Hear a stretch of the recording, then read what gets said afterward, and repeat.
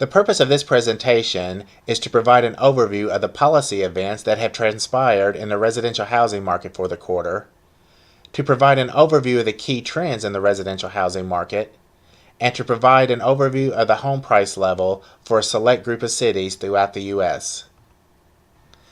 Before we begin, I would like to let you know that this presentation was developed and narrated by Troy Atkins. I am the founder and owner of Atkins Capital Management. I have more than 15 years of residential real estate analysis experience, and I have over a decade of institutional investment consulting experience.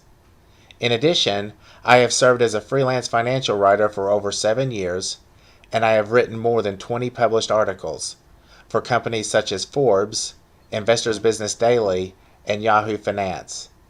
My articles have also been published by more than 230 news organizations worldwide. Atkins Capital Management is a privately owned and independently operated firm. Our exclusive focus is on residential real estate. Atkins Capital Management is not affiliated with any parties associated with the residential housing industry. As a result, the information that we provide is objective and unbiased and is offered exclusively to help prospective homebuyers in making a prudent home purchase decision. I have developed a proprietary finance-based methodology that is marketed as ARMA Analytics. I have incorporated ARMA Analytics into an internet-based residential real estate analysis software application that is known in the industry as the Atkins Residential Home Valuation Analyzer. By utilizing the ARMA Residential Real Estate Analysis software application, prospective homebuyers can conduct a comprehensive, accurate, automated, user-friendly, and affordable residential real estate analysis. ARMA Analytics was utilized in order to generate the results of this analysis. In order to accurately assess the price level of homes in a city, ARMA Analytics analyzes the relationship between the median home price level for the city and the median household income level for the city. With this information, ARMA Analytics takes into account the most recent month-ending national average mortgage loan interest rate for a 30-year fully amortized fixed-rate mortgage loan, and the assumption that no more than 28% of pre-tax household income should be spent in order to repay the principal and interest costs for a mortgage loan. By utilizing this information, ARMA Analytics can accurately assess the price level of homes in a city. From the first analytical perspective, ARMA Analytics determines the level of underpricing or overpricing of homes in a city by calculating the mortgage loan interest rate that justifies the price level of homes in the city. With this information, ARMA Analytics compares the justified mortgage loan interest rate against the national average mortgage loan interest rate in order to accurately assess the level of underpricing or overpricing of homes in a city. To illustrate how this first methodology is utilized, let us assume that ARMA Analytics determined that the mortgage loan interest rate that justifies the home price level in your city is 6.5%. Let us also assume that the national average mortgage loan interest rate is 4.5%. With this information, prospective homebuyers should reach the conclusion that it is appropriate to purchase a home in your city, because given the built-in assumption that ARMA Analytics utilizes as the largest amount of pre-tax household income that should be spent in order to repay the cost of a mortgage loan, in conjunction with the median household income amount for your city, a significant increase in the prevailing cost of debt in the mortgage lending environment can take place before the price level of residential real estate property would be classified as overpriced in your city.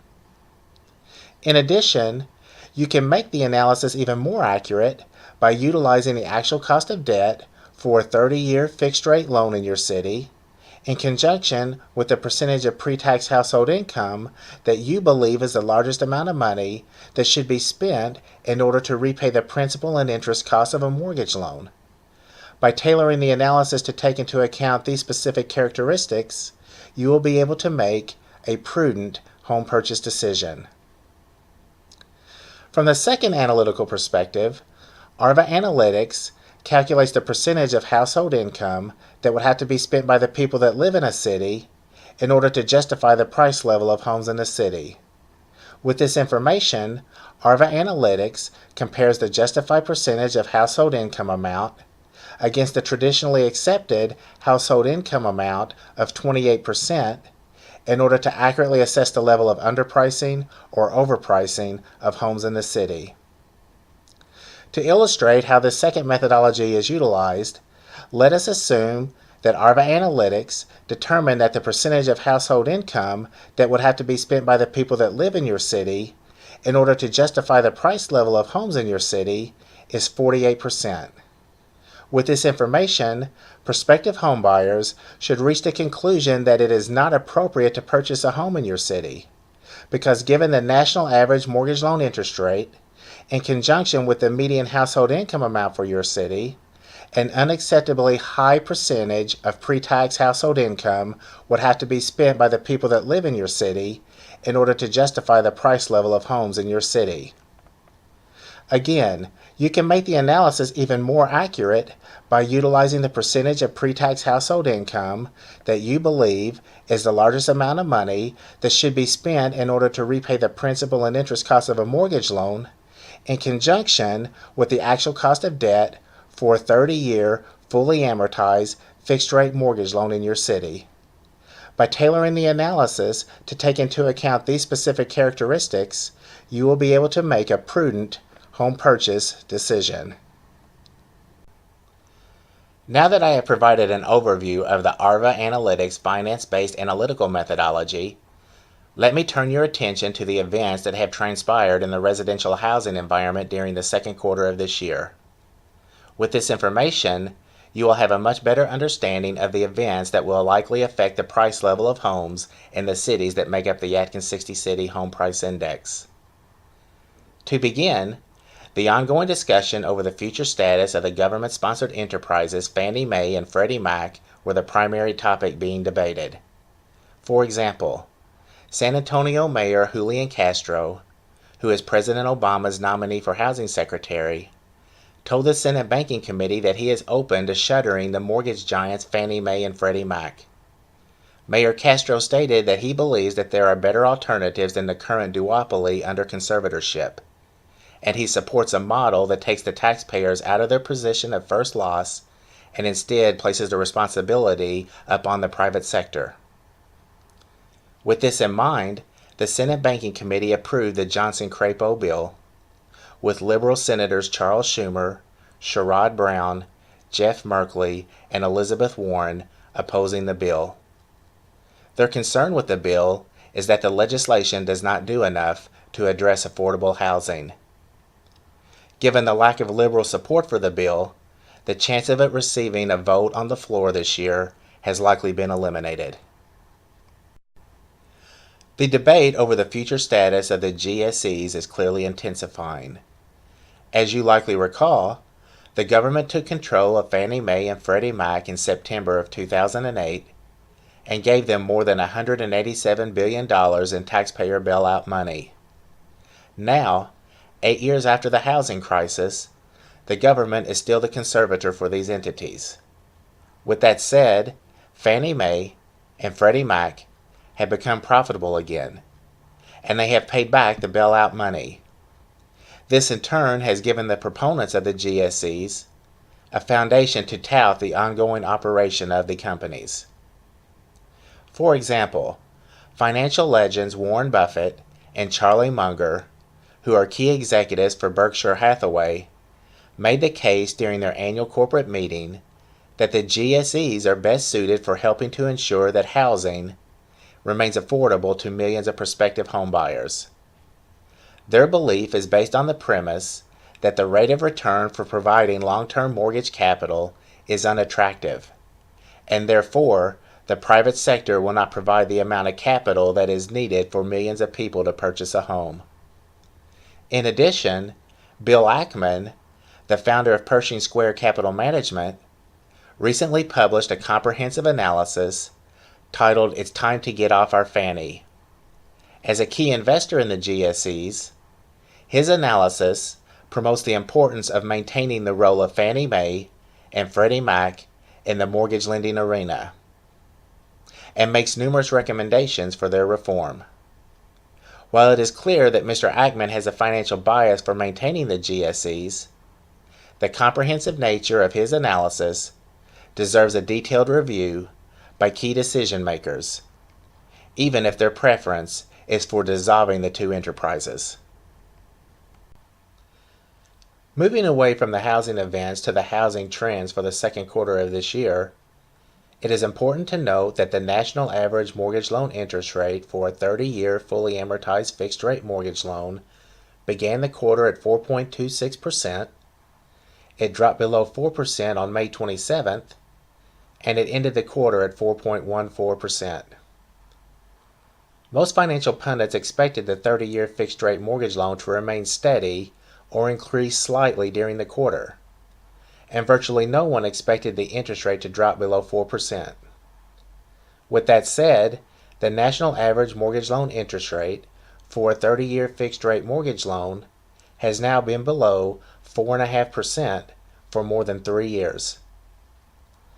Going forward, prospective homebuyers should pay close attention to the trend in the mortgage loan interest rate environment, because interest expense is a primary financial burden associated with owning a home.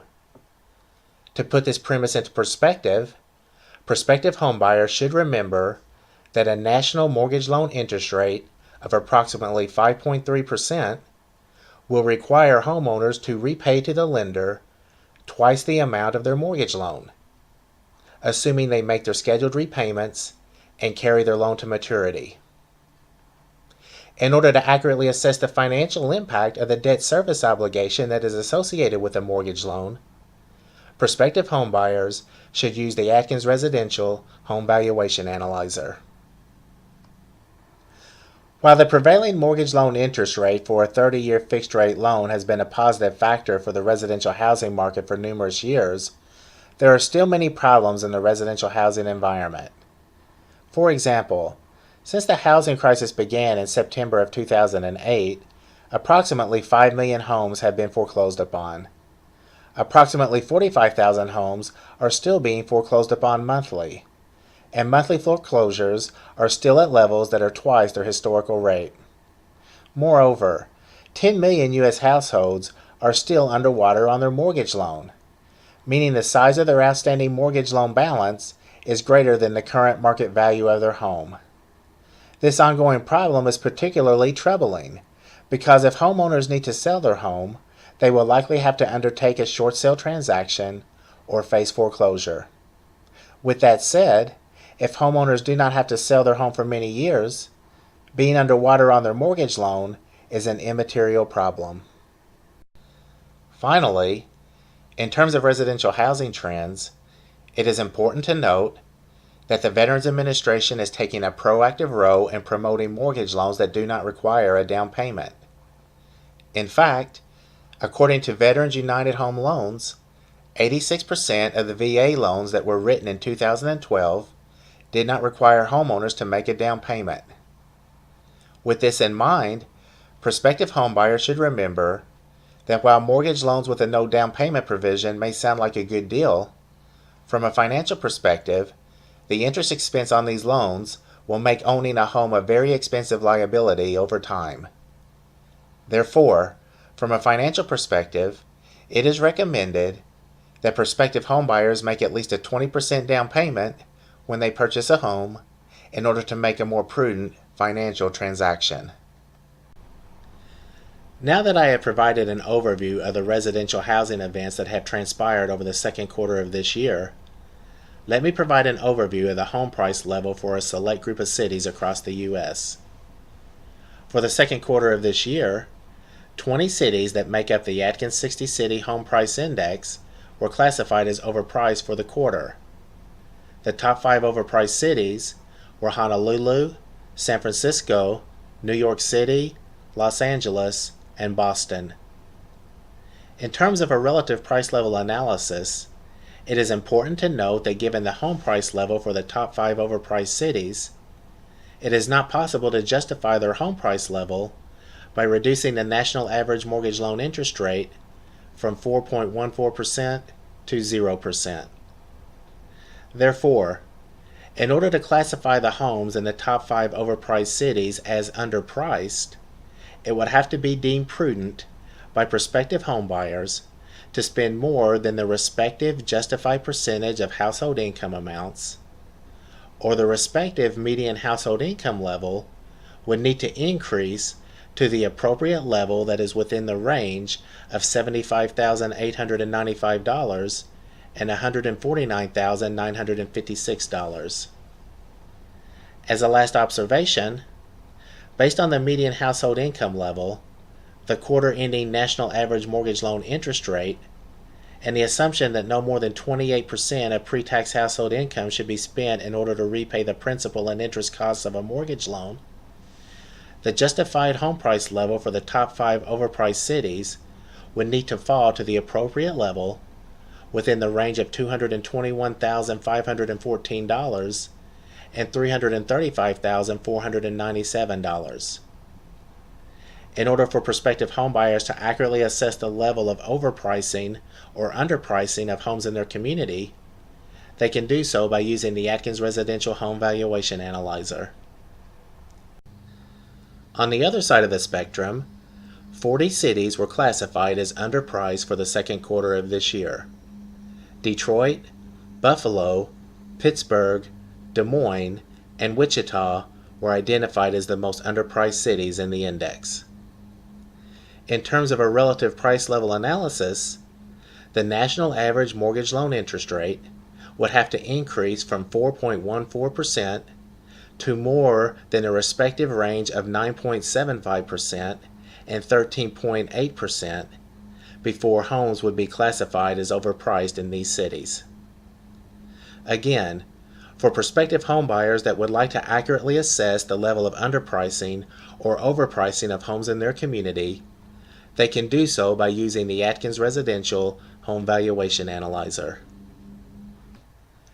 Given the events that have transpired in the residential housing market this century, and taking into account the fact that buying a home will likely be the largest single financial transaction that prospective homebuyers will ever make, and the bulk of their net worth will likely be tied up in their home well into their retirement years, prospective homebuyers should subscribe to use the ARMA Residential Real Estate Analysis software application in order to properly assess the level of underpricing or overpricing of homes in their community, the largest amount of money that they should spend in order to purchase a home, and the amount of money that they would need to earn on an annual basis in order to be able to afford to purchase a specific home.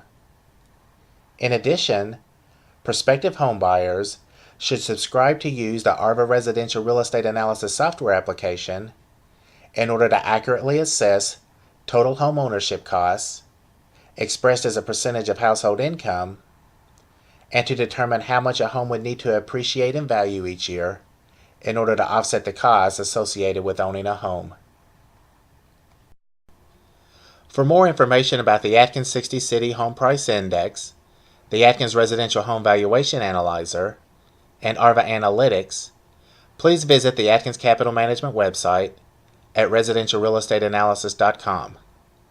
Thank you for taking the time to listen to this presentation.